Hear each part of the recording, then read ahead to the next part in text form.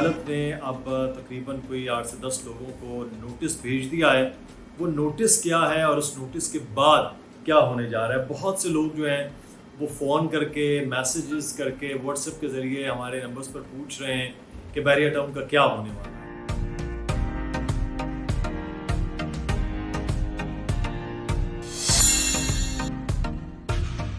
अस्सलाम वालेकुम जनाब। बहरिया टाउन के हवाले से आज मुनस्सर इकबाल आपको कुछ मज़ीद केस के बारे में बताना चाह रहे हैं जो उस तरह से मीडिया में रिपोर्ट नहीं हो रहा, लेकिन ये खालिस अदालती मामला है कि अदालत ने अब तकरीबन कोई 8 से 10 लोगों को नोटिस भेज दिया है। वो नोटिस क्या है और उस नोटिस के बाद क्या होने जा रहा है। बहुत से लोग जो हैं वो फ़ोन करके, मैसेजेस करके, व्हाट्सएप के ज़रिए हमारे नंबर्स पर पूछ रहे हैं कि बहरिया टाउन का क्या होने वाला है। क्या बहरिया टाउन डिफ़ॉल्ट का मतलब ये है कि बहरिया टाउन अब ख़त्म हो जाएगा। बहरिया टाउन को जो सुप्रीम कोर्ट के ऑर्डर के बाद है वो ले लिया जाएगा, क्योंकि वो 2 किस्तों के बाद थी। जो मुआहिदा किया गया था सुप्रीम कोर्ट के साथ, उसमें ये चीज़ वाज़ेह तौर पर कही गई थी कि अगर 2 किस्तें मुतवातर नहीं बहरिया टाउन देता तो वो डिफ़ॉल्ट हो जाएगा। तो डिफ़ॉल्ट का क्या मतलब है, मैं आपको थोड़ा इसमें कानूनी जो हमारी गुफ्तगू है मैं उस बारे में और आपको बताऊँ कि ये चीज़ क्या है। बेसिकली आपको मालूम है कि बहरिया टाउन में 460 अरब रुपए की जो पूरा जुर्माना है, जो अदायगी है वो है। अब हुआ ये था कि उस वक्त जब ये केस हुआ था, जब ये बहुत कम लोग इस बात को बताते भी हैं और जानते भी हैं, नैब उस वक्त इंक्वायरी कर रहा था। जब नैब इंक्वायरी कर रहा था तमाम तर मामला थे, फिर सेटलमेंट हो। सेटलमेंट इसलिए हुई थी कि उस वक्त वहाँ पर लोग आबाद थे, विलाज में रहते थे, लोगों की प्रॉपर्टियां बिक चुकी थीं, प्लाजे खड़े हो गए थे। सुप्रीम कोर्ट ने फिर इसलिए ऑर्डर किया कि अब बहरिया टाउन को जुर्माना किया जाए या वो अदायगी करें, जो भी उसका नाम ले जाए। वो 460 अरब रुपया तय हुआ था और इस बात पे कि ये तय हो गया है तो अब नैब केस नहीं करेगा। यानी कि जो केस का मामला था वो बिल्कुल हट गया। अब क्या था, सिर्फ अदायगी करने में ज़ामिन कुछ लोग बने थे और सुप्रीम कोर्ट के अंदर एक बनाया गया था अकाउंट। ये एक सिंपल सादा मामला है जिसको आपको समझने में आसानी हो गई। अब 460 अरब रुपए की जो अदायगी थी, उस अदायगी में से सिर्फ इस वक्त 60.72 अरब रुपया, यानी कि 60 अरब और 72 करोड़ रुपए अभी सिर्फ आए हैं, बाकी नहीं आए पैसे। अब इनमें पैसे क्या आए थे वो मैं आपको बताता हूँ। इसमें पैसे ये आए थे कि जो बहरिया टाउन है उसने 24 अरब रुपया यहाँ जमा करवाया और बाकी तकरीबन 35 अरब रुपए के लगभग बाकी जगहों से आए थे। वो कहाँ से आए थे, अब उनको नोटिस भेजे गए हैं। क्यों? क्योंकि ये पैसा कहाँ से, किधर से, किसने दिया, ये वाज़ेह तो होना चाहिए सुप्रीम कोर्ट में जमा होने वाले पैसों का। अब इसमें जो बहरिया टाउन ने प्ली ली वो ये कहा गया था 2 वजूहात में। एक तो हमें 17,000 एकड़ ज़मीन देना थी, उन्होंने कहा सिर्फ हमें 11.5 पौने 12,000 एकड़ जगह दी गई है मलीर डेवलपमेंट अथॉरिटी की जानिब से, इसलिए हमने ये अदायगी रोक दी। यानी जो वादा किया गया था कि 2 अगर किस्तें शॉर्ट होती हैं तो डिफ़ॉल्ट हो जाएगा, यहाँ तो एक लंबी किस्तें शॉर्ट हैं तो क्या डिफ़ॉल्ट हो गए नहीं, इस बारे में मैं आपको बताते हैं। लेकिन एक चीज़ जो यहाँ पर बड़ी क्लियर है वो ये है कि पैसे बहरिया टाउन माना था कि हमने देने ही देने हैं। बहरिया टाउन ने जो पैसे एग्री किए थे उन्होंने जमा करवाने ही करवाने हैं, लेकिन उन्होंने ये प्ली ली। दूसरी क्या उन्होंने ये बात की अभी अदालत में जाकर, वो थी DHA के साथ टक्कर लेना। अब DHA आपको पता है एक बड़ा इदारा है, पाक फौज के अंडर एक ज़ैली इदारे के तौर पर काम कर रहा होता है। शहदा की भी ज़मीनें, गाजियों की भी ज़मीनें, अफसरान, ये वो पूरा एक नेटवर्क है बड़ा। लाहौर, कराची, इस्लामाबाद का DHA, फिर पेशावर, कोयटा के DHAs, मुल्तान और बहावलपुर के DHA, गुजरावाला का DHA, एक बड़ा लंबा चौड़ा मामला है। बहरिया टाउन ने अब ये कहा कि हमें तो दी गई है जनाब 2 करोड़ 70 लाख रुपए का 1 एकड़, लेकिन यहाँ दी जा रही है सिर्फ 2 लाख रुपए के एकड़, तो ये हमारे साथ ज्यादती है और आमने सामने मतलब थोड़ा सा फासला है। तो ये उन्होंने एक प्ली ली कि ये हम इसलिए जो है हमारे साथ ज्यादती की जाए। उस पर सुप्रीम कोर्ट ने बड़ा वाज़ेह तौर पर कहा कि ये अलग मामला है, अगर आपको कोई एतराज़ है तो आप अलग दरख्वास्त लेकर इस पर आ जाए। बहरहाल वो पैरेलल एक चीज़ थी।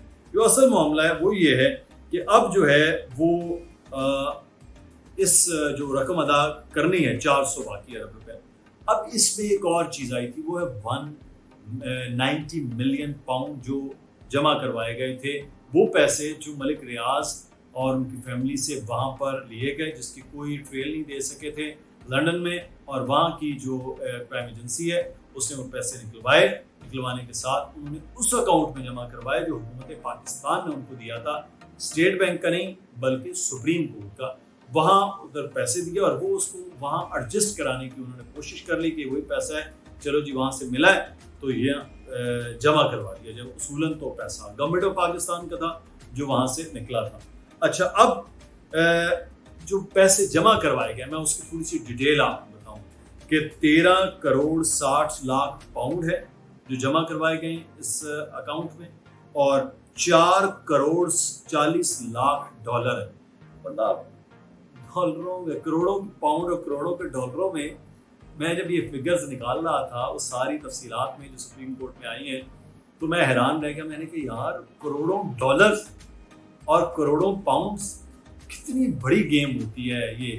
ہمارے جیسے تو ہے کہ اچھا $1000 پہ اسی بات کا خوش ہو جاتے ہیں، عام آدمی کے لیے یہ خوشی ہوتی ہے کہ اس کے اگر یوٹیوب پہ آ جاتے ہیں، اس کے سوشل میڈیا پہ پیسے آ جاتے ہیں، کوئی ایسی چیز۔ تو یہاں کروڑوں ڈالر اور کروڑوں پاؤنڈز کی بات ہو رہی ہے، تو ٹوٹل ملا کے جو ہے 35 ارب روپے باہر سے بھیجے گئے۔ یہ باہر سے پیسوں کی میں بات کر رہا ہوں، جو یہاں لوکلی جمع کروائے گئے ہیں وہ تو 24 ارب روپے ہیں جس کا میں نے پہلے آپ کو ذکر کیا۔ اب کس کس کو نوٹس بھجوائیں گے؟ یہ نوٹس بڑا ڈفرینٹ ہے، کچھ کمپنیز ہیں، کچھ لوگ ہیں اور کچھ بینکس کے ذریعے وہ آئے ہیں۔ میں آپ کو اس کی دیتا ہوں تفصیلات۔ فارچون ایونٹ لمیٹڈ، متحدہ عرب امارات، UAE کے فارچون ایونٹ لمیٹڈ ہے جہاں سے پیسے آئے، یعنی جو پیسہ 35 ارب روپے آیا وہ۔ پھر آیا ہے جناب ویڈ لیگ بیل کوئین وکٹوریا لمیٹڈ، وہاں سے یہ پیسہ آیا ہے لندن سے۔ اس کے ساتھ آیا ہے الٹیمیٹ ہولڈنگز MGT لمیٹڈ، وہاں سے یہ پیسہ آیا ہے۔ پھر برٹش ورجن آئی لینڈ سے بھی یہ پیسہ جو سپریم کورٹ کے اکاؤنٹ میں آیا ہے وہ پیسہ ہے۔ پھر ہے پریمیئر انویسٹمنٹ گلوبل، یہاں سے پیسہ بھی آیا ہے۔ اور پھر ہے مشرق بینک لندن، وہاں سے پیسہ بھی اس اکاؤنٹ میں جمع کروایا گیا۔ اب کچھ نام ہیں جو الگ الگ سے ہیں، ان میں بینا ریاض ہیں جو ملک ریاض صاحب کی اہلیہ ہیں بتایا یہ جاتا ہے۔ پھر ثنا سلمان صاحبہ ہیں، ان کے اکاؤنٹ سے پیسے یہاں ٹرانسفر ہوئے ہیں۔ اور مبشرہ علی ملک ہیں، علی ملک سے تھوڑا سا یہ لگ رہا ہے کہ شاید وہ علی ریاض ملک صاحب کی اہلیہ ہیں جن کا نام پورا احمد علی ریاض ملک ہے۔ تو احمد علی ریاض ملک کا بھی اکاؤنٹ ہے جہاں سے یہ پیسے سپریم کورٹ میں آئے ہیں۔ میں آپ کو ایک یاد دہانی کے لیے بات ہے، بحریہ ٹاؤن ایک ادارہ ہے، بحریہ ٹاؤن نے یہ ایگری کیا کہ ہم 460 ارب روپیہ جمع کروائیں گے۔ اب اس میں اگر وہ نہیں کرواتا تو سپریم کورٹ نے اس وقت کہا کہ کون کرائے گا، آپ کے ضامن کون ہے، گارنٹر کون ہے؟ تو ان گارنٹر اور ضامنوں کے نام بھی بحریہ ٹاؤن کے مالکان کے ہی ہیں، جس میں ملک ریاض شامل ہیں جو خود مالک ہیں اس کے، پھر علی ریاض جو ان کے صاحبزادے ہیں ان کا نام ہے، پھر بینا ریاض ملک غالباً ان کی اہلیہ ہیں ملک ریاض صاحب، اور زین ملک جن کے بارے میں کہا جاتا ہے کہ شاید وہ ان کے داماد ہیں۔ تو یہ 4 گارنٹر تھے جنہوں نے یہاں پیسے جمع کروانے تھے، اور اب جن میں سے علی ریاض ملک کے بھی اکاؤنٹ سے آ رہے ہیں، بینا ریاض کے اکاؤنٹ سے بھی آ رہے ہیں، اور باقی ڈفرینٹ اکاؤنٹس ہیں وہاں سے چیزیں یہاں پر آ رہی ہیں۔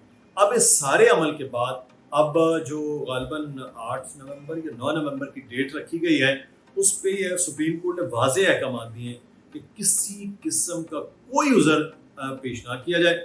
اگر کوئی وکیل پیش نہیں ہو سکتا تو وہ اپنے متبادل انتظام کرے، کیونکہ ہم نے اس کیس کو تیزی کے ساتھ آگے بڑھانا ہے۔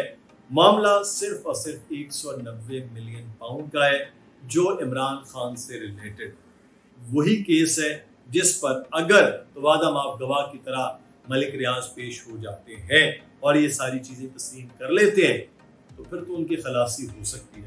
ادروائز ملک ریاض کے لیے، بحریہ ٹاؤن کراچی کے لیے مشکل وقت ضرور ہوگا، لیکن وہاں کے رہائشیوں کے لیے کوئی بھی مشکل نہیں آنے والی۔ یہ بحریہ ٹاؤن قائم و دائم رہے گا کیونکہ کیس ہے جو 460 ارب روپے کی امپلیمنٹیشن جو سپریم کورٹ نے احکامات دیے تھے اس کی امپلیمنٹیشن، یعنی کہ اس پر عمل درآمد کروانا۔ وہ عمل درآمد نہیں ہوتا تو اس پر احکامات سپریم کورٹ دے سکتی ہے، جو ملک ریاض اور بحریہ ٹاؤن کمپنی کو تو ہو سکتا ہے کچھ، بحریہ ٹاؤن کے مکینوں کے لیے مشکلات اس طرح نہیں. ہاں یہ ضرور ہو سکتی ہے، میں اس بات کو تو ایگری کر سکتا ہوں کہ وہاں جو اب وہ کیا کہتے ہیں، جو لگائے گئے ہیں مینٹیننس چارجز، اگر وہ 35 ہے تو 5000 کر دیا جائے، اگر 1400 ہے تو 2400 کر دیا جائے، وہاں سے پیسہ کلیکٹ کیا جائے یا جو بھی کیا جائے، وہ مجھے نہیں معلوم ہے کہ کیا انتظامیہ کرتی ہے. لیکن باقی ایسا کچھ نہیں ہے. جو مکین وہاں رہتے ہیں وہ اپنے گھروں میں رہیں گے، جو لوگ اپنے فلیٹس اپارٹمنٹ ہیں ان کے رہیں گے، جن لوگوں کے پلاٹس ہیں یا پرائیویٹ کنسٹرکشن ان کی ہے تو وہ وہیں قائم و دائم رہے گی. اس لیے سکون کیجیے، ٹھنڈ کیجیے، اور یہ جو عجیب و غریب قسم کی چیزیں بنا کے پھیلائی جا رہی ہیں نا، اس سے محفوظ رہیے. اللہ حافظ.